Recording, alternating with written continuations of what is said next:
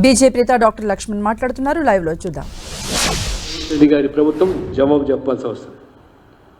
ఎన్నికల కోడ్ను బూచిగా చూపించి మసిపూసి మాడకాయ చేసి ఎలాగైనా ప్రత్యక్ష ప్రసారం అడ్డుకోవాలని ఈ ప్రభుత్వం చేసినటువంటి కుట్ర, మరి నెపం ఈసీపై నెట్టి చేతులు దులుపుకోవాలంటే ఏమాత్రం కూడా హిందూ సమాజం క్షమించదు. వీరు చేసినటువంటి పాపము చరిత్ర క్షమించదని చెప్పి కూడా నేను హెచ్చరిస్తాను. 40 ఏళ్ళుగా భద్రాద్రి శ్రీరాముడి కళ్యాణోత్సవం లైవ్ ప్రసారాలను వీక్షించి రామ భక్తులు తన్మయం పొందేవాళ్ళు. ఈ 40 ఏళ్లలో ఎన్నో ఎన్నికలు వచ్చాయి, కానీ ఈ ఎన్నికల్లో కూడా ఈ కోడ్ అడ్డంకి కాలేదు. ఈ ప్రసారాలు ఎక్కడ కూడా వాటికి ఆటంకం ఏర్పడలేదు.